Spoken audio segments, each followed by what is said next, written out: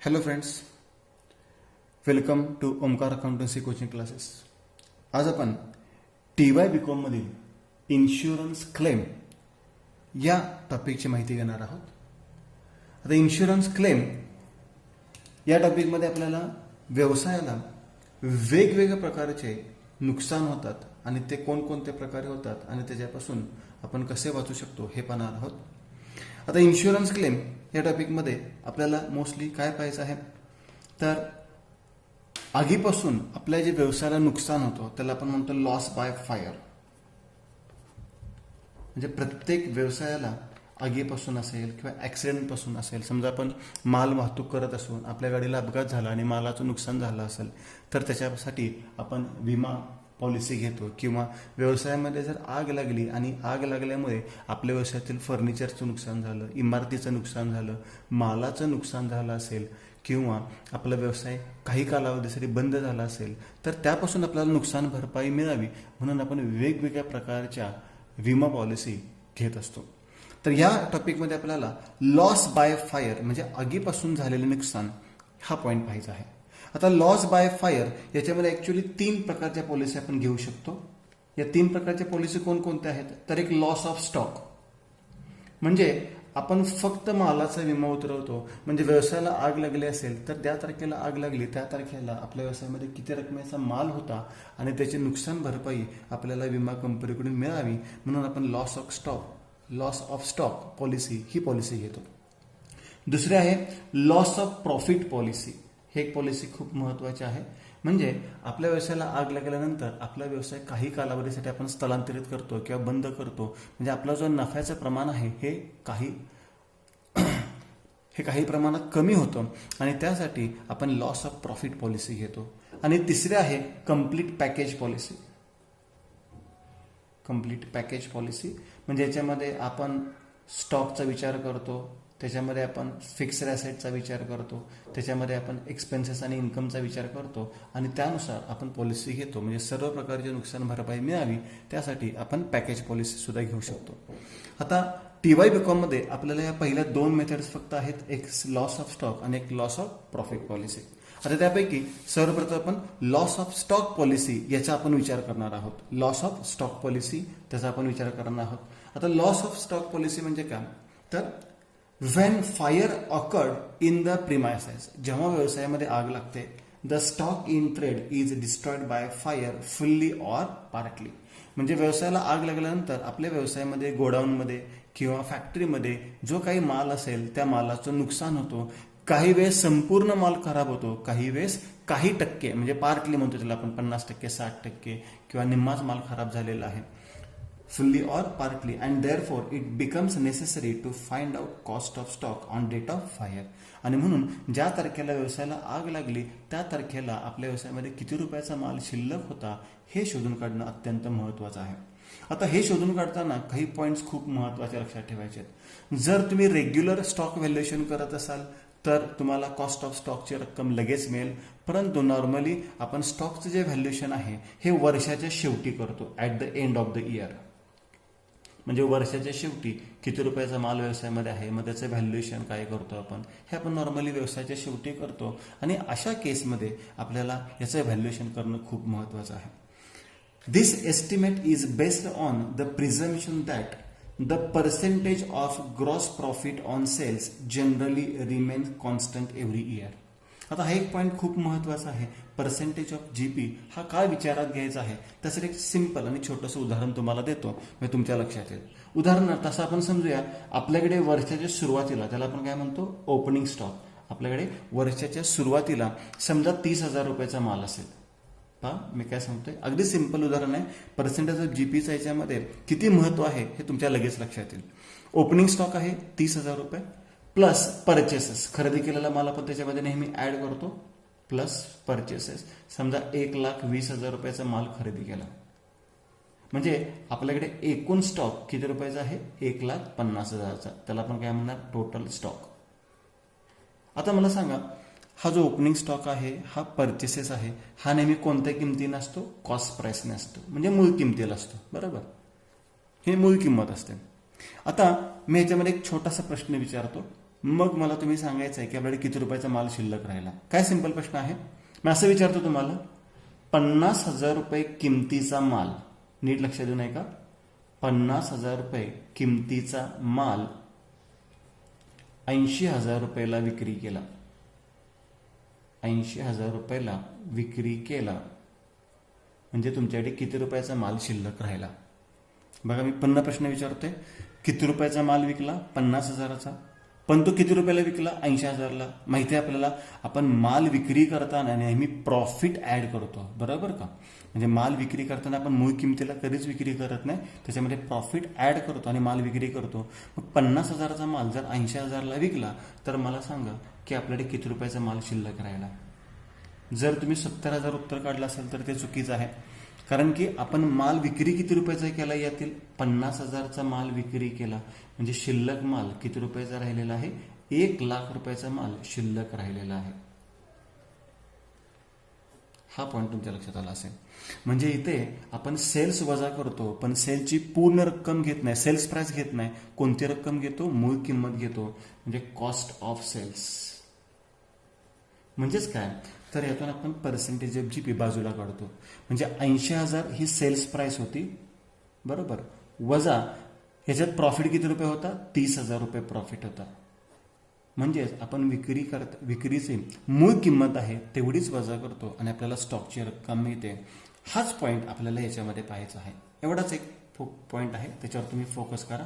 पण हे आपण इक्वेशन स्वरूपात पाहिले, पण ते आपण ट्रेडिंग अकाउंटच्या स्वरूपात इझिली पाहू शकतो. म्हणजे एवढा अगदी किचकट तुम्हाला पाहण्याची लक्षात गरज नाहीये. तर ट्रेडिंग अकाउंट तयार केल्यानंतर तुमचा हा पॉईंट लक्षात येईल. आता समजा असं गृहीत धरा, 30,000 रुपयाचा माल सुरुवातीला होता, 1,20,000चा खरेदी केला म्हणजे 1,50,000चा माल टोटल तुमच्याकडे आहे आणि तुमच्या व्यवसायाला अचानक आग लागली.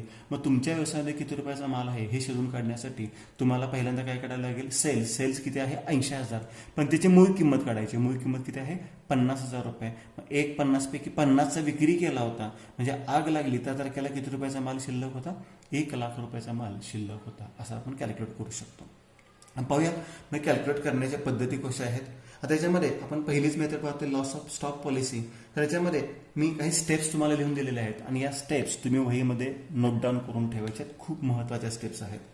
To find out value of stock as on date of fire, म्हणजे ज्या तारखेला व्यवसायाला आग लागली त्या तारखेला किती रुपयाचा माल शिल्लक होता हे शोधून काढण्यासाठी, म्हणजे ही रक्कम शोधून काढण्यासाठी आपल्याला काही स्टेप्स लक्षात ठेवायचे आहेत. एकूण 5 स्टेप्स आहेत. अत्यंत सोप्या पद्धतीने स्टेप्स दिलेल्या आहेत, त्या व्यवस्थित राईट डाऊन करून ठेवायचे.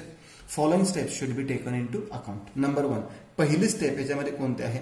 Prepare last years trading account. आता हा लास्ट इयरचा ट्रेडिंग अकाउंट का तयार करायचा?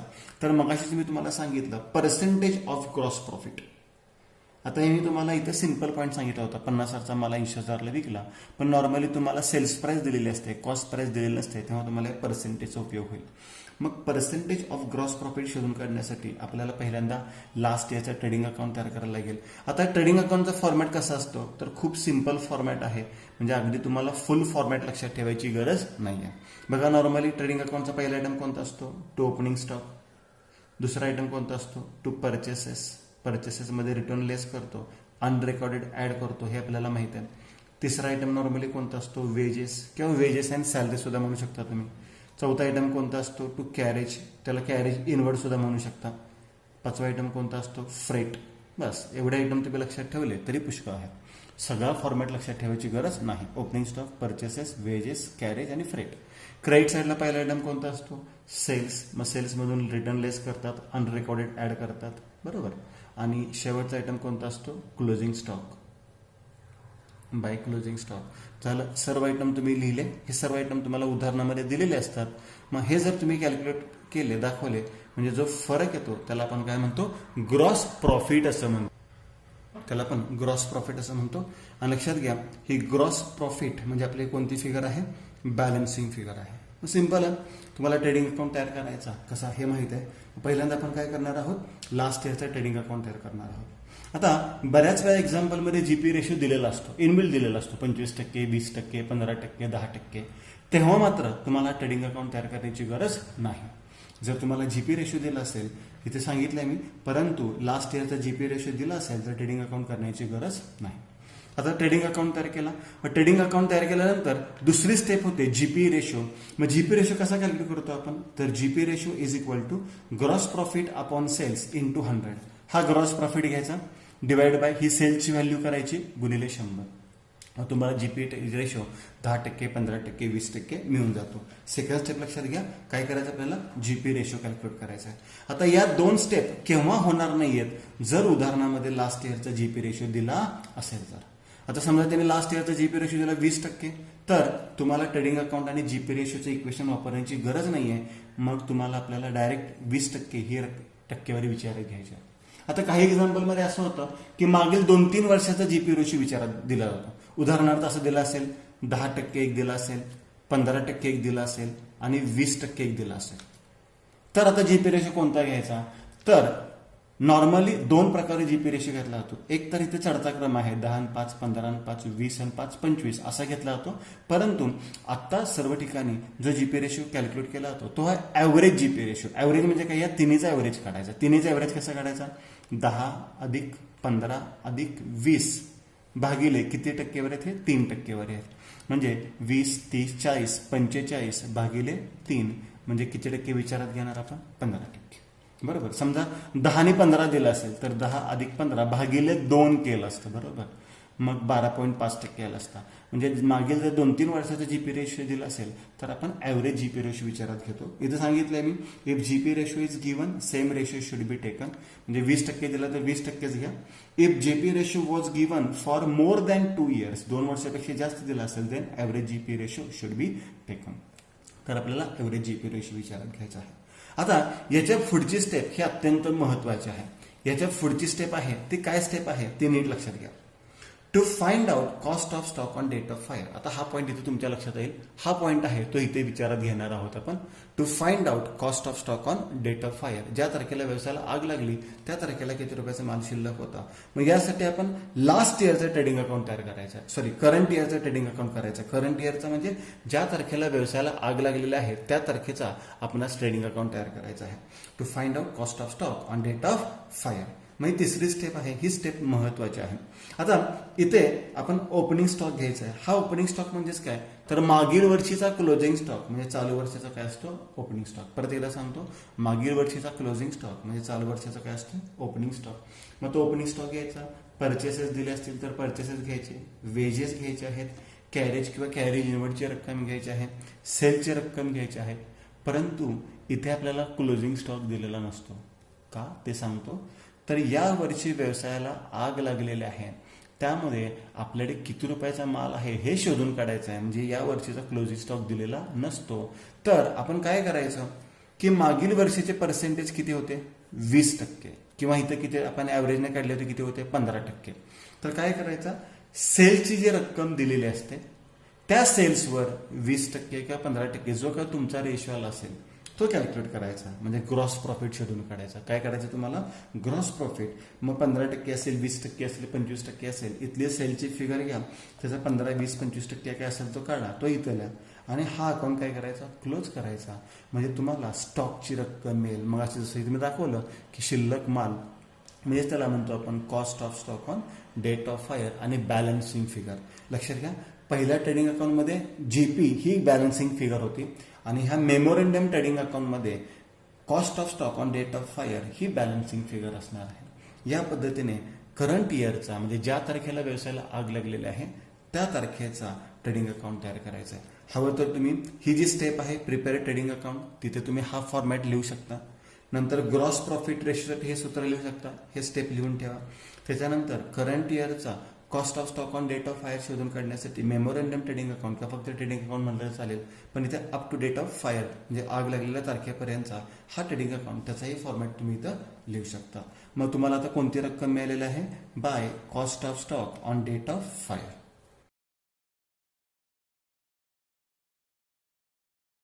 आता ही रक्कम कॅल्क्युलेट केल्यानंतर पुढची स्टेप काय आहे, तर पुढची स्टेप आता पाहूयात आपण.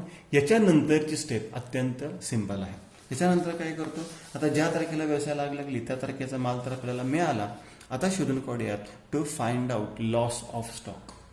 माहिती आहे, हाच लॉस ऑफ स्टॉक आहे. परंतु याच्यामधून सुद्धा मी मगाशी सांगितलं, काही वेळेस पूर्ण माल खराब होतो, काही वेळेस काही टक्के माल वाचलेला असतो, त्याला आपण सॅल्वेज गुड्स म्हणतो. मग तो माल आपण बाजूला काढायचा. समजा आता व्यवसायाला आग लागली, त्या तारखेला 1,00,000 रुपयाचा माल व्यवसायात शिल्लक होता, असं गृहीत धरूयात. त्यापैकी 20,000चा शिल्लक आहे, म्हणजे खराब किती झाला, 80,000 रुपयाचा, तेवढं नुकसान झालं. मग त्याचं सूत्र काय आहे, loss of stock is equal to cost of stock on date of fire. ज्या तारखेला व्यवसायाला आग लागली होती त्या तारखेला किती रुपयाचा माल शिल्लक होता, वजा सॅल्वेज गुड्स, त्यातून वाचलेला माल किती, म्हणजे आपल्याला काय मिळतो, लॉस ऑफ स्टॉक, म्हणजे किती रुपयाच्या मालाचं नुकसान झालेलं आहे हे आपल्याला मिळतं. आता नॉर्मली एक पॉईंट आणखी तुमच्या लक्षात ठेवायचं तुम्हाला. समजा तुम्ही इन्शुरन्स पॉलिसी घेतली 1,00,000 रुपयाची. बघा, इन्शुरन्स पॉलिसी किती रुपयाची घेतली, 1,00,000 रुपयाची विमा पॉलिसी तुम्ही घेतलेली आहे. आणि तुमच्याकडे 80,000चा माल खराब झाला, 90,000चा खराब झाला, किंवा 1,20,000चा खराब झाला, कितीही माल तुमचा खराब झाला असेल, तर एक लक्षात घ्या, विमा कंपनी तुम्ही जेवढी रक्कम सांगता तेवढी रक्कम तुम्हाला कधी देत नाही. ती रक्कम तुम्हाला प्रपोर्शनेटली देते. प्रपोर्शनेटली म्हणजे 4 प्रमाणात देते. आता ते प्रमाण काय आहे ते आपण पाहूया. त्याला आपण ॲव्हरेज क्लॉज म्हणतो. Generally though not necessarily there is an average clause included in the policy. प्रत्येक पॉलिसीमध्ये ॲव्हरेज क्लॉज इन्क्लूड केलेला असतो. The effect of this clause is that, याचा काय इफेक्ट होतो, द इन्शुर्ड म्हणजे विमा घेणारा म्हणजे businessman, insured does not get the full amount of loss. म्हणजे विमाधारकाला कधीही लॉसची संपूर्ण रक्कम मिळणार नाही, इवन दो, जरी the policy amount is more than the loss. जरी पॉलिसीची रक्कम 1,00,000ची पॉलिसी घेतली आणि ही लॉसपेक्षा जरी जास्त असेल, समजा लॉस झाला 80,000 आणि पॉलिसी घेतली तुम्ही 1,00,000ची, तर तुम्हाला असं वाटेल की 80,000 रुपयाचा माल खराब झालाय, 1,00,000 रुपयाची पॉलिसी घेतली होती, 80,000 मला पूर्ण मिळावेत, तर विमा कंपनी पूर्ण रक्कम देत नाही, प्रपोर्शनेटली रक्कम देते. आता हे प्रपोर्शन कुठला घेतं ते, the insured gets only proportionate amount of loss based on the ratio of sum assured म्हणजे policy amount to total stock on date of fire. ह्याचं जे प्रपोर्शन आहे, या प्रपोर्शनमध्ये तुम्हाला विमा कंपनी नुकसान भरपाई देते.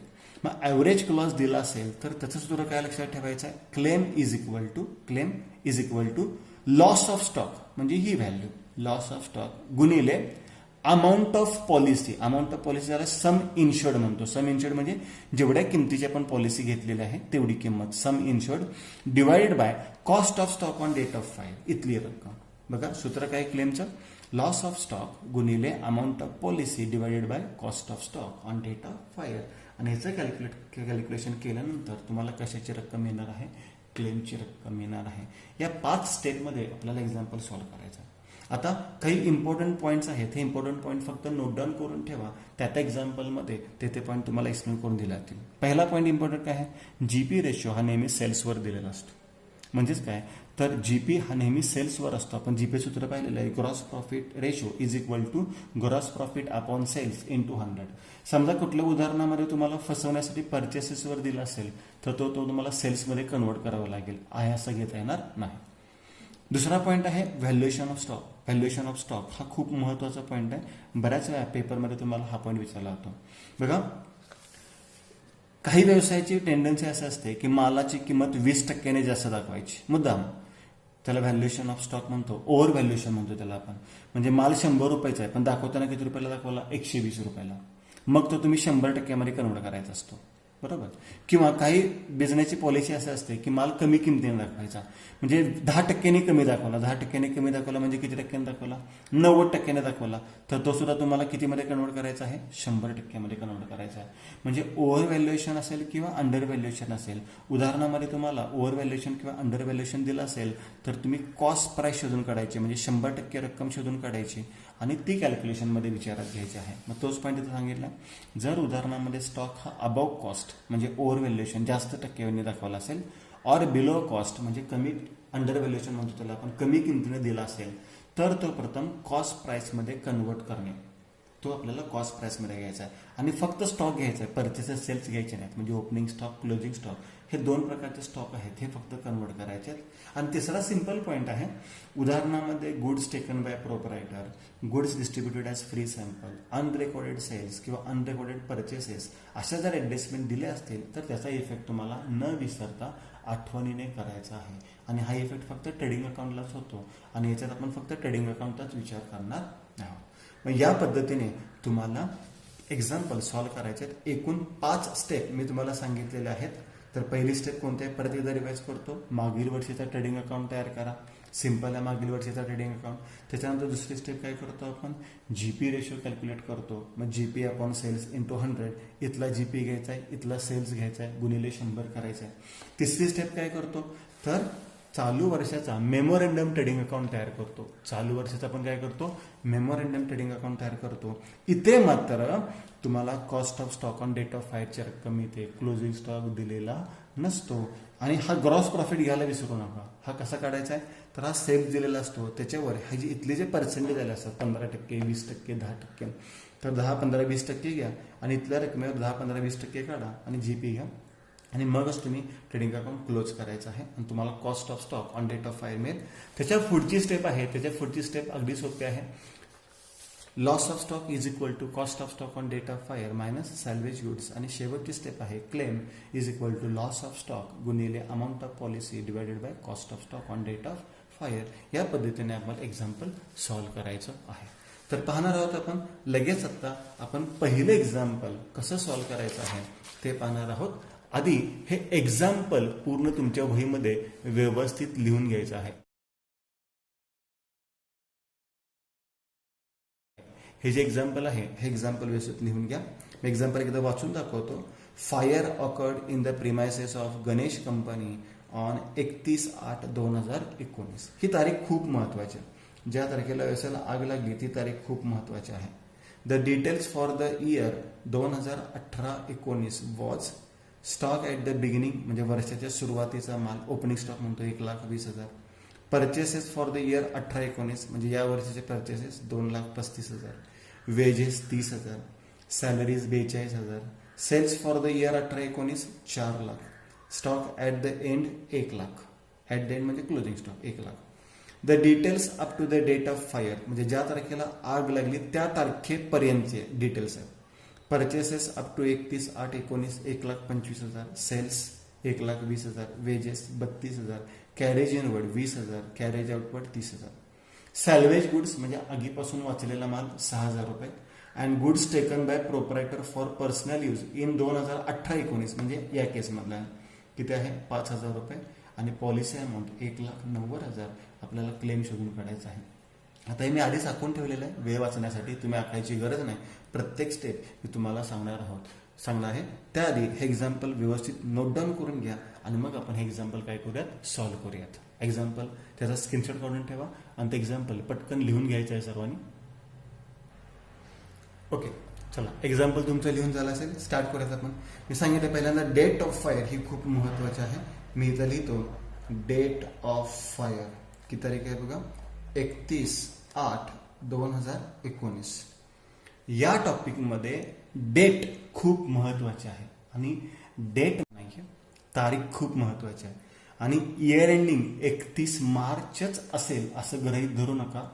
इयर एंडिंग 31 मार्च असेल, 30 सप्टेंबर असेल, 31 डिसेंबर असेल, कोणतंही असेल तर इयर एंडिंग तुम्ही कन्सिडर करू नका, फिक्स करू नका. ते एक्झाम्पल प्रमाणे बदलत जाणार आहे. म्हणजे आपण डेट ऑफ फायर शोधून काढली 31/8/19. त्याच्यानंतर आपण लास्ट इयर शोधायचं आहे. आता लास्ट इयर आणि करंट इयर हे 2 वर्ष तुम्हाला शोधायचे आहेत. आता करंट इयर म्हणजे काय, की ज्या तारखेला व्यवसायाला आग लागलेली आहे ती तारीख, म्हणजे 8/2019 हे करंट इयर झालं. मग मागील वर्ष, आता मागील वर्ष म्हणजे इथे दिले बघा 2018-19. माहिती आहे तुम्हाला आर्थिक वर्ष आहे, 1 एप्रिलला सुरू होते, 31 मार्चला संपतं. सांगता येईल का 18-19 वर्ष कधी सुरू होणार, ते लास्ट इयर असणार आहे. कधी सुरू होणार, 1/4/18 ते 31/3/19. हे सर्वांनाच माहिती आहे, म्हणजे सिंपल आहे. 1/4/18 ते 31/3/19 हे लास्ट इयर झालं. तर करंट इयर म्हणजे ह्याच्यानंतर पुढच्या तारखेला पुढच्या दिवशी सुरू होणार 31/3/19 नंतर पुढचा दिवस किती असतो 1/4/19च वर्ष बदलू नका ह्याचा पुढचा दिवस 1/4/19 ते डेट ऑफ फायर किती आहे 31/8/19 31/8/19 बघा लास्ट इयर हे नेहमी किती महिन्याचं असतं 12 मंथचं असतं 12 महिन्याचं असतं आणि करंट इयर मात्र कधी 12 महिन्याचं असेल कधी 11 महिन्याचं असेल 10 महिन्याचं असेल इव्हन 1-2 महिन्याचं सुद्धा असू शकेल कारण की व्यवसायाला काय सांगून आग लागत नाही की या तारखेला किंवा एवढ्या महिन्याने व्यवसायाला आग लागणार आहे व्यवसायाला आग कितीही तारखेला लागू शकते तर इथे 1 एप्रिल वर्ष सुरू झालं 31/8/2019 आपल्या व्यवसायाला आग लागलेली आहे म्हणजे 4, 5, 6, 7 आणि 8 5 महिन्यानंतर व्यवसायाला आग लागलेली म्हणजे करंट इयर हे फक्त 5 महिन्याचं आहे मग आपण डेट ऑफ फायर वरून लास्ट इयर शोधून काढले करंट इयर शोधून काढले आता to find out gross profit आधी लास्ट इयरचा ग्रॉस प्रॉफिट शोधून काढूया 18-19चा आणि 18-19 वर्ष कधी संपते 31/3/19 म्हणून मी ट्रेडिंग अकाउंट तयार केलंय for the year date 31/3/19 simple आहे आता हे तुम्हाला 18-19 ची इन्फॉर्मेशन दिलेलं आहे फक्त याचाच विचार करा याचा विचार करू नका खूप सिंपल पॉईंट आहे फक्त याचा विचार करूयात स्टॉक ऍट द बिगिनिंग याला कोणता स्टॉक म्हणतो आपण ओपनिंग स्टॉक म्हणतो आता एक्झाम्पल तुम्ही लिहून घेतलेलं आहे मी तुम्हाला सांगितलं होतं की एक्झाम्पल सर्वांनी व्यवस्थित लिहून घ्या आता स्टॉक ऍट द बिगिनिंग किती 1,20,000 त्याला आपण कोणता म्हणतो ओपनिंग स्टॉक म्हणतो टू ओपनिंग स्टॉक 1,20,000 चला परचेसेस किती आहेत 2,35,000 तुमच्या एक्झाम्पल मध्ये असेलच तुम्ही बघा टू परचेसेस 2,35,000 वेजेस दिलेले आहेत 30,000 बरोबर वेजेस किती दिलेले आहेत 30,000 रुपये वेजेस ट्रेडिंग अकाउंटचा आयटम आहे टू वेजेस 30,000 रुपये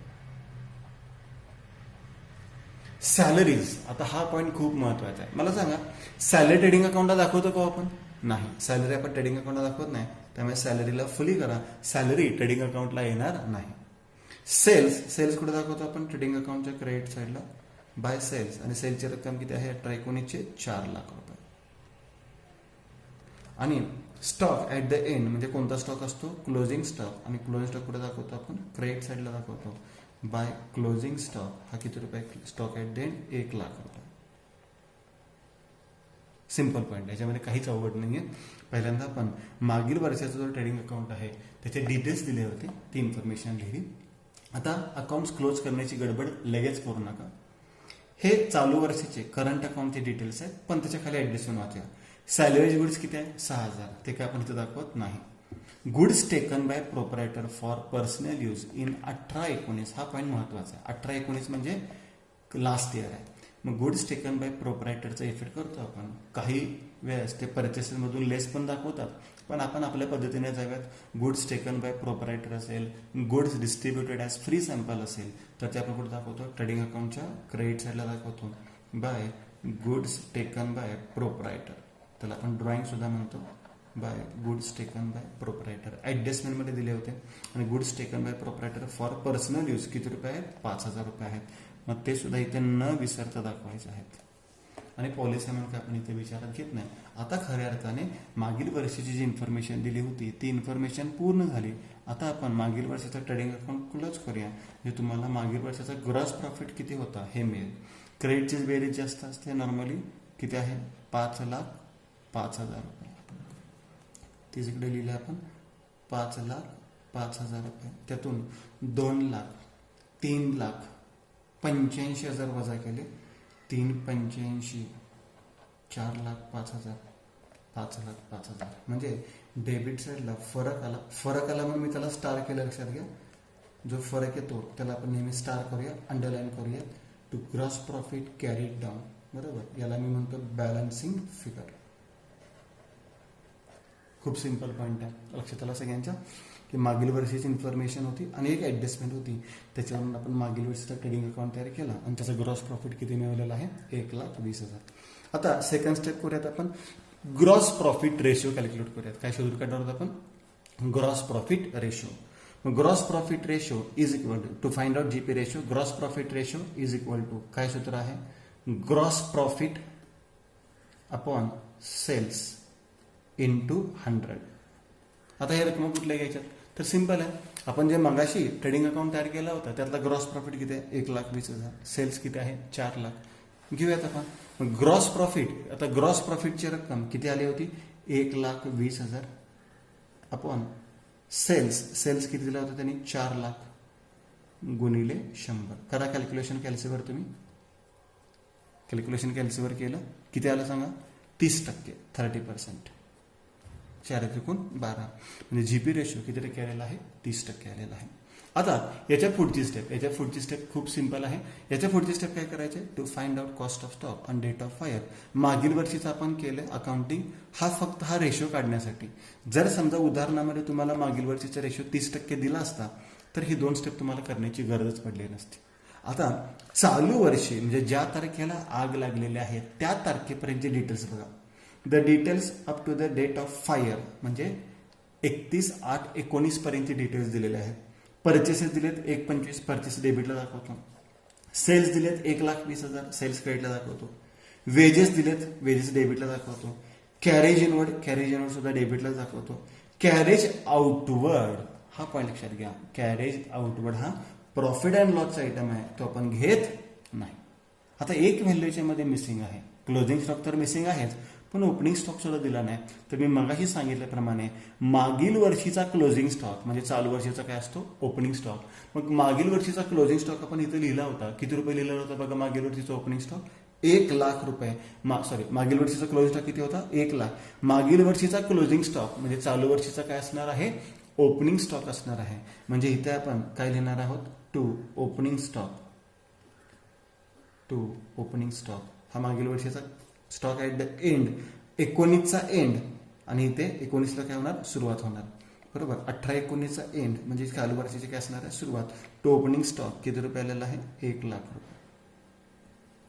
ठीक आहे. आता परचेसेस लिहत, परचेस कुठल्या बाजूला असतात डेबिट साईडला असतात. To purchases 1,25,000. सेल्स दिलेले आहेत किती रुपये दिलेत 1,20,000, सेल्स क्रेडिट साईडला असतात. Bye cells 1,20,000. वेजेस दिलेले आहेत 32,000, वेजेस कुठे दाखवतो आपण डेबिटला. To wages 32,000. Carriage inward trading अकाउंटचाच आयटम आहे. To carriage inward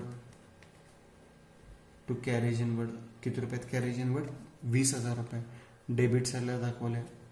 carriage outward पण दाखवत नाही, हा प्रॉफिट अँड लॉसचा आयटम आहे, कॅरेज आउटवर्ड पण दाखवत नाही. आता सॅल्वेज गुड्स याच्यामध्ये दाखवत नाही आपण. गुड्स टेकन बाय प्रोप्रायटर हे 18/19चे होते, त्यामुळे इथे दाखवलेत, इथे दाखवायचे नाही. आणि पॉलिसी अमाऊंट पण आपण दाखवत नाही. आता अकाउंट क्लोज करायची गडबड करू नका.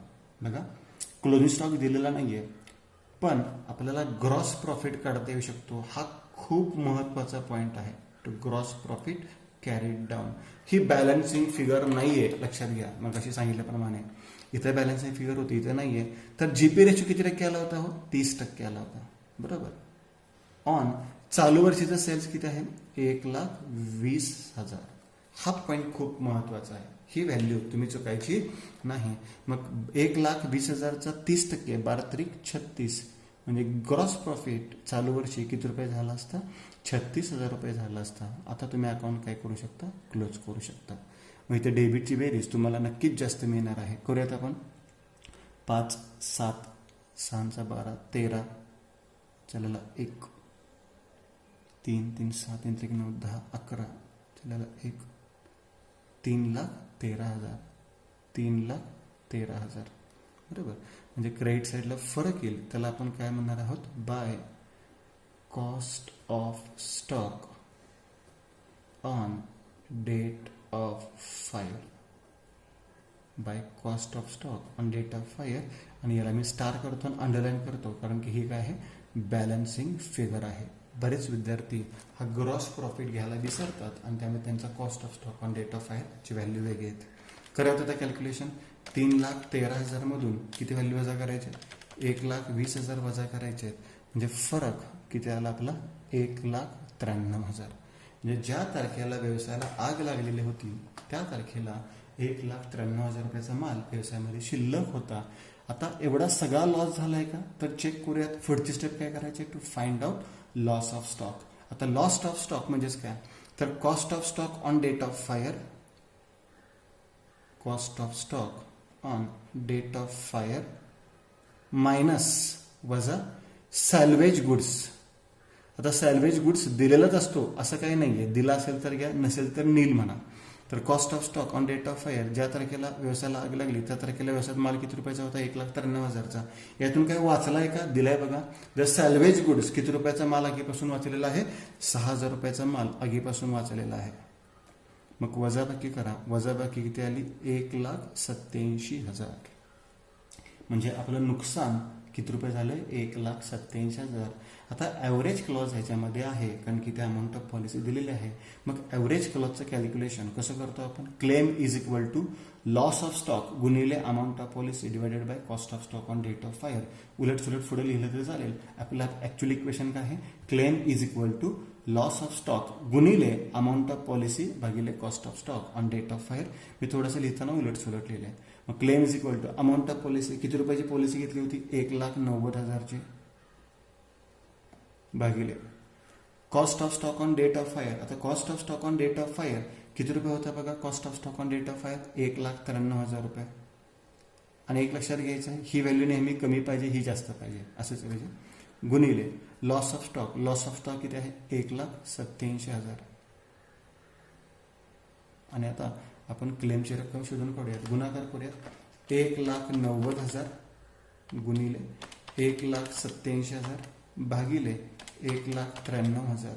म्हणजे तुम्हाला रक्कम मिळाली 1,84,093 रुपये. 1,84,093 रुपये. म्हणजे ही तुमची कशाची व्हॅल्यू मिळालेली आहे, क्लेमची व्हॅल्यू मिळालेली आहे. आणि या पद्धतीने आपल्याला एक्झाम्पल सॉल्व्ह करायचं आहे. आता याच्यामध्ये जास्तीत जास्त ॲडजस्टमेंट कुठले असतात, तर अंडर व्हॅल्युएशन आणि ओव्हर व्हॅल्युएशन ऑफ स्टॉक, किंवा एखाद्या एक्झाम्पलमध्ये परचेसेस किंवा सेलची व्हॅल्यू मिसिंग असते, मग त्यासाठी क्रेडिटर्स अकाउंट किंवा डेटर्स अकाउंट तयार करावा लागतो. असे एक्झाम्पल्स फक्त आपल्याला याच्या पुढे कधी तर पाहावे लागतील. तर पहिलंच एक्झाम्पल झालं. हे पहिलं एक्झाम्पल तुमच्या वहीमध्ये व्यवस्थित नोट डाऊन करून घ्या. हे एक्झाम्पलचं व्यवस्थित प्रॅक्टिस करा आणि ह्याच्या पुढचे एक्झाम्पल्स आपण नेक्स्ट लेक्चरमध्ये पाहणार आहोत. थँक्यू.